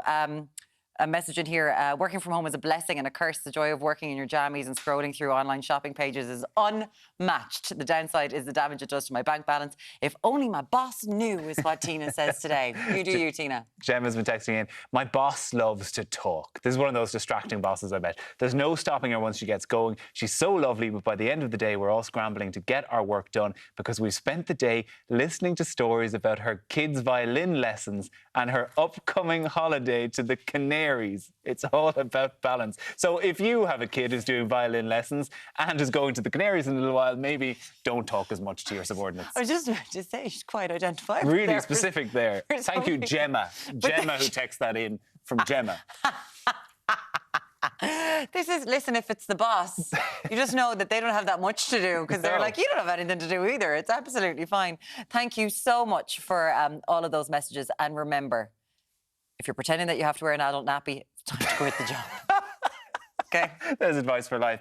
After the break, we are going to be tasting some of the top wines in Ireland. We'll see you then. Welcome back. Now, you know the way there's a day for everything. A day for green dresses, a day for brown hair. Well, it's a very exciting day today in the wine world as it is Beaujolais Nouveau Day. And we are very lucky as today Michelle Lawler has managed to get her hands on a bottle for us, which is actually quite a hard thing to do. It was very tough to get it for today.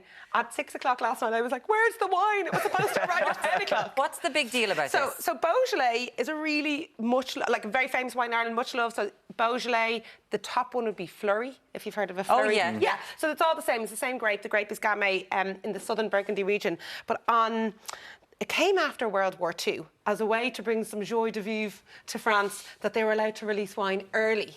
So this was actually, the grapes were picked 6 to 8 weeks ago. They bottle it. It is the youngest wine to be released out of France. No one else in the world does it. And so it's a bit of a novelty. It's a bit of crack. And it's just, to be honest, it's a beautiful wine. It used to be, it was huge in the 80s, huge in the 90s. And then it became quantity over quality. But it's gorgeous. I actually can't believe how nice that is. It's like crunchy red fruit, cranberries, raspberries, silky mouthfeel. Yeah, it's not heavy. That's really nice. Yeah. Now, I wouldn't say that it's slightly chilled. It was in the van overnight. And for anyone who would have seen it, it was really cold this morning. So that's just like... Oh, is that... I actually quite like that. Oh, my God, I feel like I'm Spanish all of a sudden. Well, I would say this is, right? So this wine, you can buy it today in any wine shop across the country. It'll be sold out by the end of the day. That's it. Tiny production. So that's it. Like, how many bottles will have come into the country, So, do you think? oh, God. A few thousand, but like if you think of how many people are going to buy it. So we have 42 bottles. You'll laugh. You're joking me. Yeah. And so every year, do people like book them? Like if you're you book them. It's just really cool, and like it's a huge novelty. In Japan, there's a spa where you can swim in a pool of Beaujolais Nouveau. Oh my God! Next year, book your flights. Book your flights. But would that not be an entire crop? Yeah. Is that not an entire year's worth of Nouveau for you to swim in? I don't know how much you pay to swim in the pool of Beaujolais Nouveau. Quite a bit. But you know what? It's really cool, and I was really excited when I realised that I was on today, the same day as Beaujolais Nouveau. I was like, what a great thing to be. So you're trying to, before any wine journalist, before most people who own wine shops. It's cool, isn't it? No. I'm so sorry, wine journalists. They're just sitting there going, that idiot is getting to try my nice wine. But isn't it gorgeous? It's so lovely. It's really, really tasty. You had a wine lover in your life. This is a great Christmas present because it's so rare. I was just about to say, and you want to kind of knock it out of the park. This is kind of the idea. I try not to sell. My boyfriend's aunt was in the house yesterday, and she said, "Oh, will you put aside 6 for me?" I said, "No, you can have 2." Oh my God! Oh. But that's it. Like, it's so limited. Yeah. I was just about to say, it's like concert. It's like Harry Styles tickets. You can have 2. Yeah. So how much is this? So this is 1950. They started at about €15 for the really commercial ones. This one, you can see on the back of it, I'll spin the bottle around, it says sans soufre, no sulphur. Right. Oh, love it. That's why as well, it's so lovely. It's so light. And this guy, I think the name of this particular producer is so funny. It's Didier Devine, like of the Vines. His name is of the Vines. Mr. of the very Vines. convenient, isn't it? Very convenient. Like a so radio name. You know what? It's cool. It was huge in the 80s and 90s. I remember as a kid, my dad coming home with Beaujolais Nouveau, and then it became a bit like not so cool. But the quality of Beaujolais has come up so much that now it's a It's kind of a cult thing, you know. It was in the 90s that Blur put it in the song, and it was like Liberation Yuppies, and it kind of became a thing. Anyway, but it's beautiful. We're going to move on because there have been the off-licence awards. So we have now got the best. This is the best white wine in Ireland, voted by people who know. So blind tasted, which is brilliant. Because like I always laugh sometimes if you know what's in it. If you ever watch MasterChef and they know who's cooked the dish, they can pick their favourite anyway. Yeah, okay. But, so these are blind tasted and awarded based on pure merit. So the white is Albarino. For me, it's a great alternative for people who like wines without oak. So the anything but Chardonnay crew. Gorgeous. Oh, that is so good. Peaches, apricots, like citrusy, gorgeous. So Albarino is from what my friend Phil calls the Donegal of Spain.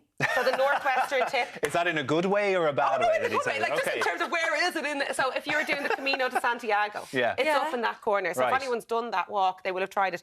It's absolutely, for me, gorgeous. That's really €16, and the thing is, again, going back to Christmas gifts, if you were to give that to someone, and you said, "Oh, this is the best white wine in Ireland," already the gift is amazing. Oh my God, I'm a Sauvignon drinker. So I don't drink wine, drinkers and I really like Pinot this. Grigio drinkers. That's lovely. Really like this, and I'm a red drinker. I don't like white no at all. oak. It's all fresh fruit, juicy, crisp. Like really, for me. And I was checking. It's all the wines taste amazing today. There must be something in the air. Yeah, you do have a really big smile on your face today. They taste amazing. They actually taste amazing. Thursday, the third Thursday in November. I'm just excited about the Beaujolais Nouveau. I just think it's such a brilliant thing. Well, let's go on to the other red you have. This is the best red in Ireland. This is the best red in Ireland. So it's a Rioja Crianza. And when you try it, you guys will be able to see immediately the difference between oak and non-oak, because this is an oak red. Crianza is a legal term for oak. So Crianza means, can you smell that it's spicier? Absolutely. When you taste it, you'll feel that it's really dry. Okay. So Crianza legally means the wine has spent 1 year aging in an oak barrel. Oh, that is dry. Yeah, it's dry. But you know, if you like Rioja Crianza, it's gorgeous. But it's very dry. Yeah. But very different. Let's go to the red drinker here. Yeah. No, I really like that. It's a bit too dry for me. It's very early in the morning time. Well, this is I was to give you, and I have no cheese today. If I had cheese, you'd be like, more. If you gave me that at 9:30 at night instead of 9:30 in the morning, I'd probably have a different opinion. Yeah. So it's so this one won best red wine in Ireland, blind tasted, again, and like Ireland is in the top 5 consumers of Rioja globally per litre. We drink loads of it. Now, America would take, it's a huge percentage of it. So if someone likes Rioja Crianza and you want to, again, give them a great gift, I actually have them in a gift pack as well, if you wanted to buy them on the website. Very handy. It's cool, isn't it? It's actually very handy. It's very handy, but you know it's a winner. That's the thing. But people love it. It's the same. The Oireachtas sells its own wine at Christmas, and it flies out. And people love it because that's just that little bit of novelty. Yeah. The Oireachtas is its own wine. They bottle up. They bottle it, little sticker and all. That says Oireachtas wine. Yeah, I think it's a Sauvignon Blanc and a Merlot. They do so much work inside in that place, don't they, lads? They do. This is why we're dossing off the whole time. Because of the wine. All the nappies. So these are what's going on. And to be fair, if you're a wine lover, that is so unbelievably handy. But as Breege was saying earlier on, was Breege that was saying it, listen, we need to start promoting. And so more and more people are absolutely drinking non-alcoholic drinks because you know what? It's the placebo effect. And it's lovely to get involved. I find it's much nicer on a night out rather than having a sparkling water now. You have to have something. So you do have this one won a gold medal at the National Off-Licence Awards. So I was really, and Alan would always say, where's the non-alcoholic one? He'd be very serious about bringing it in. And so I'm delighted to be able to bring that in. It's lovely. I have to say, I was really surprised at how nice it is. That's really tasty. It's really fruity. It's really tasty. So it's a Sauvignon Blanc. Doesn't taste like a Sauvignon Blanc. It tastes more like the Albarino. Isn't it more tropical? It does. It's got it feels like passion fruity and everything. Exactly. So that's 0.0. The way non-alcoholic wine is made, it's actually called alcohol-free because it's made with alcohol and they take the alcohol out of it. Oh, they're taking the alcohol out of it. Now, it's German. For whatever reason, all the good alcohol-free wines are German.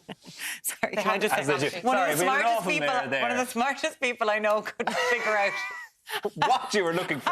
Where's the tag? Here we go. And I was talking to Michelle, I was like, what? And I'm like, oh, should I get involved here? Keep twisting. Thank you for saving me there. Yeah, spinning my wheels. So that's good end of the week. They're all available on the website. This one is lovely. limited.